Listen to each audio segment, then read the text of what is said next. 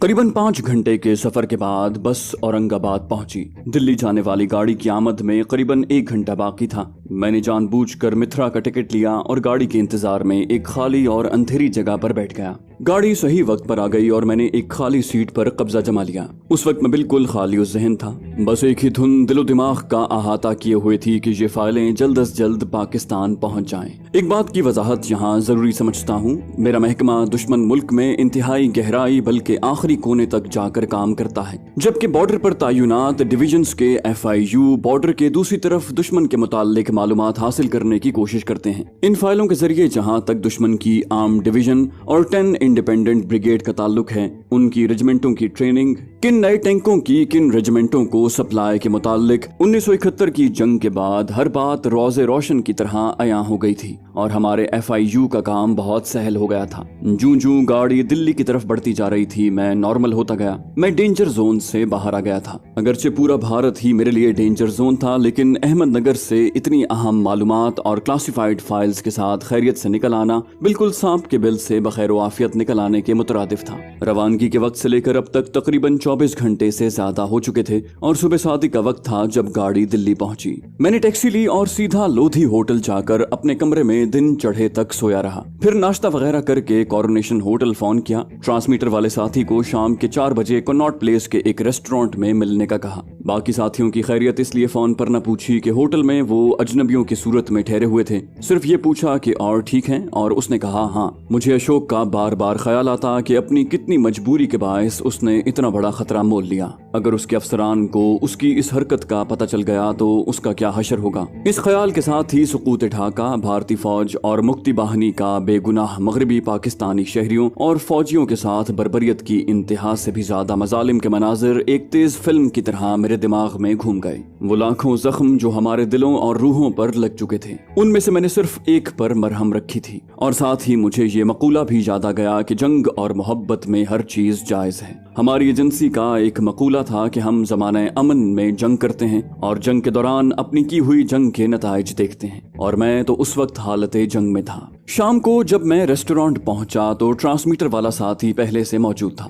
मैंने मुख्तसरन उसे बताया कि मैं अपने मिशन से कामयाब लौटा हूं। मैंने बाकी साथियों के मुतालिक पूछा तो उसने कहा कि आपकी गैर मौजूदगी में हमने कई मुफीद मालूमात इकट्ठी की हैं, जिनके मुतालिक हम सब आपको अपनी कारकर्दगी बताना चाहते हैं। मैंने उसे कहा कि बाकी तीनों और तुम अगले रोज ठीक इसी वक्त इसी रेस्टोरेंट में आ जाना। इस वक्त तो सबसे जरूरी और अहम काम यह है कि ट्रांसमीटर पर पैगाम भेजना है। क्या तुमने अपने होटल से ट्रांसमीटर पर आजमाइशी राब्ते की कोशिश की है? उसने असबात में जवाब दिया तो मैंने उसे कहा कि अभी होटल चलो, मैं पैगाम लिख कर देता हूँ, उसे मेरे सामने ट्रांसमिट कर दो। हम दोनों इकट्ठे कॉरोनेशन होटल पहुंचे। बाकी साथियों को भी पता न चला और हम ट्रांसमीटर वाले कमरे में दाखिल हो गए। कमरा एहतियात से बंद किया। ये कमरा होटल में दूसरी मंजिल पर कोने में था। हमने खिड़कियां खोल दी। मेरे साथी ने ट्रांसमीटर निकाला और कमरे की बिजली से उसे चालू करने लगा। मैंने पैगाम लिखा, अशद जरूरी, इलावा डाक के 2 इंतहाई अहम फाइल भेजना है। एक की बजाय 2 कोरियर भेजें। मुझसे सिर्फ पहले वाला कोरियर ही मिले, जबकि दूसरा उसकी निगरानी करे। जब ये पैगाम भेज दिया गया और जवाब मिला कि पैगाम मौसूल हुआ तो मुझे तसल्ली हुई। उस दौर में एक नहीं दसियों ट्रांसमीटर खुफिया पैगामात पाकिस्तान भेजते थे। हर एक के लिए मुख्तलिफ कोड था और जवाब भी पहले खुफिया कोड बता कर दिया जाता था, जो हर ट्रांसमीटर के लिए मुख्तलिफ होता था। पहले बयान कर चुका हूँ कि इंतहाई जरूरत और इमरजेंसी के लिए ही ट्रांसमीटर इस्तेमाल करने की इजाजत थी और बहुत ही थोड़े वक्त के लिए। भारतीय एजेंसियों को भी इल्म था कि पाकिस्तान से भारत पैगामात ट्रांसमिट होते हैं। उन्हें शायद हमारी 1-2 फ्रीक्वेंसीज तक रसाई भी हासिल हो गई थी, इसीलिए ट्रांसमीटर के इस्तेमाल में इंतहाई एहतियात बरतनी लाजमी थी। भारत के पास ऐसे आलात भी थे जिनसे ट्रांसमीटर के महल वकू का पता चलाया जा सकता था। पैगाम भेजने के बाद मैं उसी रेस्टोरेंट में आ गया और ट्रांसमीटर वाले साथी को कहा कि आधे घंटे में वो बाकी तीनों को भी वहीं पहुंचने का कह दें। उसने मुझे बताया कि हम चारों होटल में मुख्तलिफ कारोबारी लोगों की हैसियत से ठहरे हुए हैं और डाइनिंग हॉल में एक दूसरे से मुतारिफ हो चुके हैं, और ये तारुफ कुछ दोस्ताना रंग में बदल कर हम अक्सर न सिर्फ लॉबी और रेस्टोरेंट में मिलते हैं, बल्कि चंद मिनट का वक्फा देकर बाहर भी इकट्ठे ही जाते हैं। आध पौन घंटे में हम पांचों कनॉट प्लेस के एक रेस्टोरेंट में इकट्ठे हुए। सबसे पहले तो मैंने उन्हें मुख्तसरन बताया कि मैं अपने मिशन में कामयाबी हासिल करके लौटा हूँ। फिर मैंने ट्रांसमीटर वाले साथी से ग्रुप लीडर का चार्ज वापस लिया और उन्हें कहा कि मेरी गैर मौजूदगी में अपनी कारकर्दगी मुझे बताएं। सबसे बड़ी खबर जो उन्होंने बताई वो ये थी कि मोहल्ला फराश खाना पुरानी दिल्ली में उन्होंने एक 3 कमरे का मकान तलाश किया है जो एक मुसलमान की मिल्कियत है और इस 2 मंजिला मकान की दूसरी मंजिल किराए के लिए खाली है। किसी एक होटल में ज्यादा दिन कयाम होटल वालों को शक में डाल सकता है। मकान के 2 अतराफ और सामने भी मुसलमानों के मकान हैं। मालिक मकान को हमने ये बताया है कि हम मुसलमान हैं और कारोबार के सिलसिले में दिल्ली में एक होटल में हमारी मुलाकात हुई है। चूंकि हमें अक्सर दिल्ली आना और काफी रोज रहना होता है, इसलिए हम चारों ने ये फैसला किया है कि एक मकान किराए पर ले लिया जाए। मालिक मकान मान गया है, किराया और पेशगी तय कर चुके हैं, सिर्फ आपकी इजाजत की जरूरत है। मुझे ये तजवीज पसंद आई क्योंकि दुश्मन मुल्क में मुसलमान जासूसों का हिंदू बनकर रहना और खुसूसन होटल में ज्यादा अरसा कयाम न सिर्फ उन्हें मशकूक बना देता बल्कि एक मुसलमान के मुस्तकिल तौर पर हिंदू के रूप में रहने से एहतियात के बावजूद उससे गैर इरादतन ऐसी गलती होने का इम्कान है जिससे उसकी असलियत जाहिर हो सकती है। हम इस किस्म का कोई रिस्क लेने के लिए तैयार न थे। बाद में आप जानेंगे कि नादानिस्ता तौर पर मुझसे भी 2-3 ऐसी फाश गलतियां हुई जिनकी वजह से मैं दुश्मन की गिरफ्त में आते आते बचा। मैंने उन्हें मकान किराए पर लेने की इजाजत दी। एक और कामयाबी जो उन्होंने हासिल की ये थी कि भारतीय आर्मी चीफ के हेडक्वार्टर के बाहर स्टैटिक और मोबाइल सर्वेलेंस करके उन्होंने हेडक्वार्टर्स में काम करने वाले चंद सिविलियन एहलकारों की दफ्तरी पोजीशन और रिहाइश गाहों का पता चलाया था। ये खासी अहम मालूमात थी जो हमारे आइंदा मिशंस में बहुत मुफीद साबित हो सकती थी। तरबियत याफ्ता फौजी तो खासे मोहतात होते हैं, लेकिन सिविलियन मुलाजिमीन बिल्कुल हमारे सिविलियन मुलाजिमीन की तरह लापरवाही बरतते हैं। उन्हें काबू करना निस्बतन आसान होता है। कुछ और मालूमात भी उन्होंने मुझे दी और करीबन 1 घंटे की मीटिंग के बाद हमने अपनी अपनी राह ली। मैंने उन्हें 2 दिन बाद उसी जगह उसी वक्त मिलने का कहा। इन 2 दिनों में उन्होंने मकान किराए पर लेकर शिफ्ट करना था। खुफिया फाइलें तो मेरे कब्जे में आ चुकी थीं, लेकिन एक परेशानी ऐसी थी जिसका कोई हल नजर नहीं आता था। मैंने ये फाइलें अपने कांटेक्ट के हवाले करनी थी और कांटेक्ट ने ये फाइलें लाहौर में मेरे सीनियर्स को पहुंचानी थी। बॉर्डर क्रॉस करने में वही खतरात थे। अगर खुदा न खास्ता कांटेक्ट पकड़ा जाता तो इतनी अहम मालूमात जिनकी न सिर्फ पाकिस्तान को बेहद जरूरत थी बल्कि जिनके हुसूल के लिए मैंने अपनी जिंदगी मौत के मुंह में डाल दी थी, अपनी मंजिल तक न पहुंच पाती। उन दिनों फोटो स्टेट इजाद नहीं हुआ था और अगर था भी तो सिर्फ मगरबी ममालिक में। मेरे पास ना तो कोई कैमरा था और ना ही मैं इतना कीमती कैमरा ले सकता था जिससे इन फाइलों के मवाद की तस्वीरें उतार सकता। बहुत सोच सोच कर मैंने फैसला किया कि दिक्कत तलब काम तो है, लेकिन फाइलें कॉन्टैक्ट को देने से पहले इसे जरूर पूरा करना है। तरबेला में मुलाजमत के दौरान कंपनी की तरफ से हम एक हफ्त रोजा शुमारा आवाज नामी निकालते थे जो जंग प्रेस रावलपिंडी में छापा जाता था। किताब तो लिथों में होती थी लेकिन छपता ऑफसेट पर था। रिसाले में छपने के लिए जो तस्वीरें हम देते थे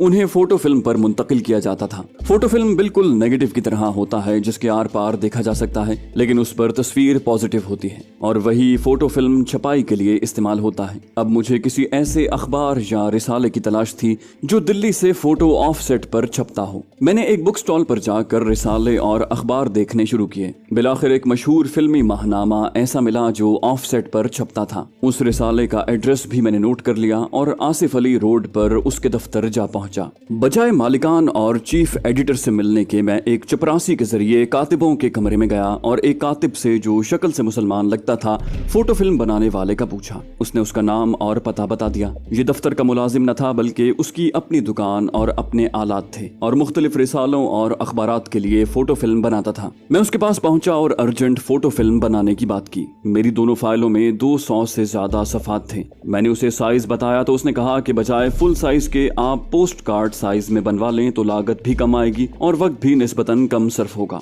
मैंने उसे इस रकम से ज्यादा देने का वादा किया, लेकिन 2 शराइत के साथ। ज्यादा से ज्यादा 48 घंटे में तमाम काम खत्म करना होगा और फोटो फिल्म बनाने के दौरान मैं मौजूद रहूंगा। पैसों की लालच में उसने दोनों बातें मान ली। उसके 3 असिस्टेंट भी थे जिन्हें उसने रोक लिया। मैं फौरन लोधी होटल आया, फाइलों में से कागजात निकाल कर उन पर नंबर लगाए और उसके स्टूडियो जा पहुंचा। मैंने फाइल का एक एक कागज अपनी निगरानी में रिड्यूस करवाया और फिल्म बनने के तमाम मरहलों में मौजूद रहा। गर्जे के जब तक उनमें काम करने की सकत रही वो काम करते रहे। कागजात को रिड्यूस करने का मरहला सबसे पहले तय करके कागजात अपने कब्जे में किए, बाकी मराहिल बाद में तय किए और जो बाकी रह गया उसे अगले दिन मुकम्मल किया। ना उन्होंने मुझसे पूछा कि कागजात किस किस्म के हैं और मैं इतनी तादाद में फोटो फिल्म क्यों बनवा रहा हूँ, और ना ही मैंने उन्हें कुछ बताया। ये सारा काम महज रुपए की चमक से हुआ। ये बिल्कुल उसी तरह हुआ जैसे हमारे शनाख्ती कार्ड और पासपोर्ट दफातर में बर्मियों, बंगालियों, श्रीलंकन और अफगानों को मुशर्रफ बा पाकिस्तान किया जाता है। गैर मुल्की दहशतगर्दों के पास भी पाकिस्तानी शनाख्ती कार्ड और पासपोर्ट होते हैं। सिर्फ कराची में 1 लाख से ज्यादा गैर मुल्कियों को पाकिस्तानी बनाया जा चुका है।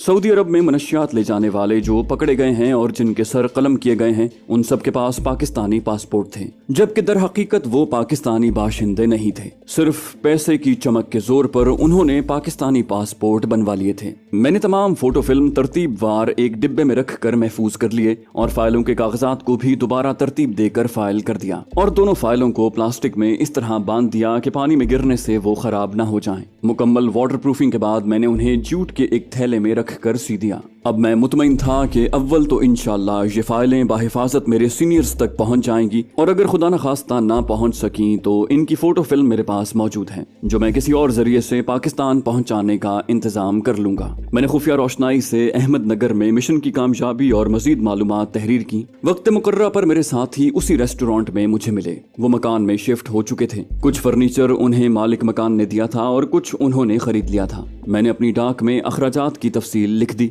मुझे और मेरे साथियों को मजीद रकम की जरूरत थी, क्योंकि अब मुझे दिल्ली में ऊंचे तबके के लोगों से मेल जोल बढ़ाना था, और मेरे साथियों ने भी अपने मिशंस की तकमील की तरफ बढ़ना था। हम सबको अब कॉन्टैक्ट की आमद का इंतजार था। ट्रांसमीटर पर हमारे पहली बार राब्ते के बाद इम्कान था कि हमें नई हिदायत मिलती। मेरे 2 साथी झांसी और बबीना दोबारा जाने को बेताब थे ताकि अपना मिशन पूरा कर सकें, लेकिन मैंने उन्हें डाक मिलने तक इस इरादे से बाज रखा। मैं नहीं चाहता था कि किसी फौजी इलाके में 1-2 धमाके करके हम भारतीय सिक्योरिटी को चौकस कर दें। इलावाजी धमाका खेज मादा और हैंड ग्रेनेड्स हमें भारत में अपने हमदर्दों से हासिल करने थे, जिनके हुसूल के लिए मुझे उनसे राब्ता करना था। मैं चाहता था कि ये काम मौखर कर दिया जाए। बहरहाल मेरे चाहने ना चाहने की बात न थी, बल्कि हमें ऊपर के अहकामात की तामील करनी थी। कॉन्टैक्ट की आमद में सिर्फ 2 दिन रह गए थे। मैंने इन 2 दिनों की शामें अशोका और अकबर होटल में गुजारी, और अब मैंने अपनी पूरी तवज्जो सर्विसेज क्लब में दाखिल होने और वहाँ राहो रस्म बढ़ाने पर मरकूज कर दी। मुकर्रा दिन और वक्त पर कॉन्टैक्ट मिला। उसने मुझे इशारे से बताया कि उसके हमराह एक और आदमी भी भेजा गया है और वो नजदीक ही खड़ा है। अपनी तसल्ली के लिए मैं टहलते टहलते उस नए आदमी के करीब से गुजरा और सिगरेट जलाने के लिए उससे माचिस मांगी।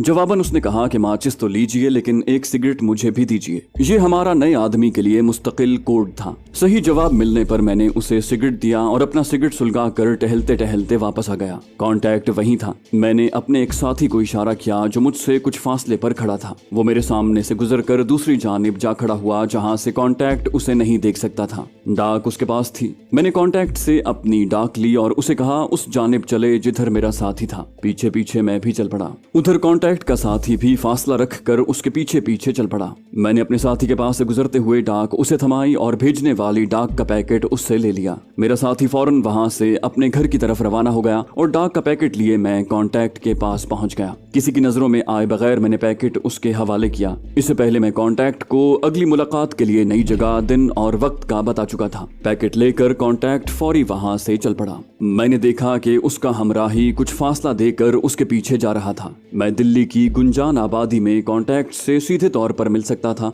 और डाक का तबादला कर सकता था, लेकिन किसी भी खतरे के इम्कान को पेश नजर रख कर ये एहतियाती तदाबीर इख्तियार करनी पड़ती हैं। बहरहाल ये मरहला बखैर आफियत तय हुआ। डाक लेकर मेरा हमराही पहले से मुकर्रर वक्त पर घर से बाहर आकर मेरा मुंतजिर था। मैंने डाक का पैकेट उससे लिया और अपने होटल में आ गया। डाक में कुछ नई हिदायत थीं और 20,000 रुपए मेरे साथियों के लिए और 10,000 मेरे लिए थे। हमें रकम तो खासी मिल रही थी, लेकिन हमें एक एक पैसे का हिसाब रखना था।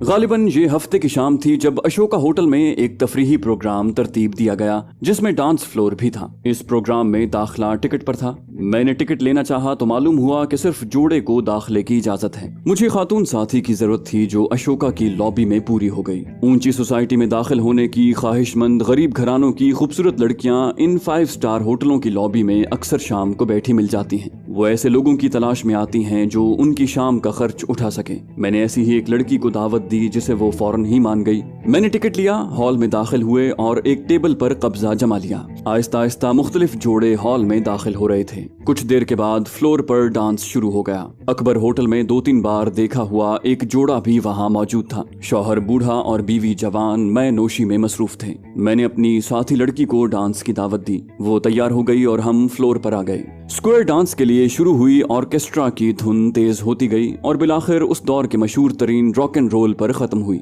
बूढ़े शौहर पर भी मैं अपना असर कर चुकी थी। वो भी अपनी साथी के हमरा फ्लोर पर आ गया। रॉक एंड रोल की तेज धुन पर नाचते हुए जल्द ही वो हाँपने लगा। मैं ऐसे ही मौके की तलाश में था। मगरिबी उसूल के मुताबिक मैंने उस बूढ़े की पीठ पर आहिस्ता से उंगलियां बजाईं। वो उस औरत से अलग हो गया और वो औरत मेरे साथ नाचने लगी। नाच में वक्फा हुआ तो मैं उस औरत को उसके टेबल पर छोड़ने गया, अपना तारुफ करवाया और दोनों का शुक्रिया अदा किया। उस औरत ने मुझे अपने टेबल पर बैठने की दावत दी और मैं उनके साथ ही बैठ गया। दौरान गुफ्तगू मालूम हुआ कि मौसूफ एक ठेकेदार हैं और खातून उनकी बेगम है। ऑर्केस्ट्रा की तेज आवाज और दूसरे मैनोशों की ऊंची आवाज में गुफ्तगू ने खासा शोर मचा रखा था। मुझे महसूस हुआ कि ठेकेदार साहब ने अपने टेबल पर मेरी मौजूदगी और उनकी बेगम के साथ मेरे नाचने को पसंद नहीं किया। मैं उनसे इजाजत लेकर उठने ही वाला था कि डांस फिर शुरू हो गया। मुझे खूब याद है कि ऑर्केस्ट्रा ने मेरी पसंदीदा धुन कम सितंबर बजानी शुरू की। ये उस दौर की बात है जब आतिश जवां था। मेरे पांव बेख्तियार फर्श पर बजने शुरू हो गए। ठेकेदार की बीवी जवान और खासी पुरकशिश थी। उसने मखमूर आंखों से मुझे इशारा किया। मैं कुर्सी से उठा और मेरे साथ ही वो भी खड़ी हो गई। हम फ्लोर पर आकर नाचने लग गए। उस धुन पर स्क्वायर यानी स्लो नाच किया जाता है और नाचने वालों के जिस्म एक दूसरे के बहुत करीब आ जाते हैं। कुछ माहौल का असर, कुछ मय का नशा और जवानी का जोश। चंद स्टेप्स लेने के बाद ही उस औरत ने अपना सर मेरे सीने से टिका दिया। मैंने सरगोशी में उसका नाम पूछा तो उसने आशा बताया। मैंने उसे कहा कि मुझे महसूस होता है कि तुम्हारे शौहर ने मेरे तुम्हारे साथ नाचने को पसंद नहीं किया। उसने जुमानी अंदाज में जवाब दिया, वो सिवाय नापसंद करने के और कर भी क्या सकता है। मैंने उसे कहा कि मैंने अकबर होटल में तुम्हें 2-3 बार देखा था और तुम्हारे हुस्न से मुतासिर हुए बगैर न रह सका। आज अशोका में इस प्रोग्राम में तुम्हें दाखिल होते देखा तो रह न सका। लॉबी से एक लड़की हायर की और उसके हमरा अंदर आया क्योंकि सिर्फ जोड़ों को अंदर आने की इजाजत है। उसने कहा कि मैं तो समझी थी कि वो तुम्हारी बीवी है। वो हंस पड़ी और उसी मखमूर लहजे में कहने लगी, तुम मर्द बड़े शैतान होते हो। मेरे पूछने पर उसने बताया कि ठेकेदार साहब की पहली बीवी मर चुकी है और उस बीवी से औलाद उम्र में उससे भी बड़ी है। मैंने कहा, शायद तुम इसे बहुत जल्द समझो, लेकिन ये हकीकत है कि मैं तुमसे बहुत मुतासिर हूँ। मैं बम्बई से आया हूँ और लोधी होटल में मुकीम हूँ। कारोबार के सिलसिले में दिल्ली में चंद माह रहना है। गैर शादीशुदा हूँ और महज इसलिए कि अब तक पसंद की कोई औरत नहीं मिली। बिल्कुल तन्हा हूँ। मैं चाहता था कि जल्द से जल्द उससे बहुत सी बातें करके उसे अपनी जानिब रागिब कर लूं, क्योंकि मुमकिन है बाद में ऐसा मौका न मिले। उसने उसी मखमूर लहजे में कहा, पहले तन्हा थे, अब तन्हा नहीं हो। उसने लोधी होटल में मेरा कमरा नंबर पूछा और जहन नशीन करने के लिए दोबारा नाम भी पूछा और नाचते हुए फिर मेरे सीने पर सर टिका दिया। जिन लोगों को ऐसी ऊंची सोसाइटी में जाने का मौका न मिला हो, उन्होंने सुना तो जरूर होगा कि बर्रे सगीर से रुखसत होते हुए अंग्रेज अपनी लानती जिंदगी की रिवायात यहाँ छोड़ गए हैं और इस ऊंची सोसाइटी के लोग मगरिब की नकल में इतना आगे बढ़ गए हैं कि मगरिब को भी पीछे छोड़ दिया है। यहाँ तक कि मगरिबी माशरा भी उनकी बेहयाई से शर्माने लगा है। भारत में तो अब आधी शहरी आबादी स्कर्ट और जीन्स पहनती है। ये मिडिल क्लास लोग हैं, जबकि अपर क्लास तो मगरिब नवाजी में हदों को भी पार कर चुके हैं। भारतीय फिल्मों के वीडियो कैसेट मेरी बात की गवाही देंगे कि जो उरियानियत मगरिबी फिल्मों में देख नहीं पाते वो हमें भारतीय फिल्मों में मिलती है। नाच खत्म हुआ और मैं आशा को उसके टेबल पर छोड़कर अपने टेबल पर आ गया। मेरी पेड फ्रेंड इस दौरान बियर और विस्की के नशे में मदहोश हो चुकी थी। मैं खुद भी इस माहौल से अब निकलना चाहता था। अशोका और अकबर जैसे 5 स्टार होटलों में आम दिनों में सिर्फ 200 रुपए में कोई जोड़ा अपनी शाम गुजारने का सोच भी नहीं सकता। तफरीही प्रोग्राम और कम टिकट की वजह से निचली क्लास के शोर-ओ-गुल मचाने वाले लोग वहाँ तूफान बदतमीजी बपा किए हुए थे और ये शोर-ओ-गोगा मेरे लिए नाकाबिले बर्दाश्त था। मैंने बिल अदा किया और पेड फ्रेंड को लॉबी में कोई और शिकार ढूंढने के लिए छोड़कर अपने होटल चला आया।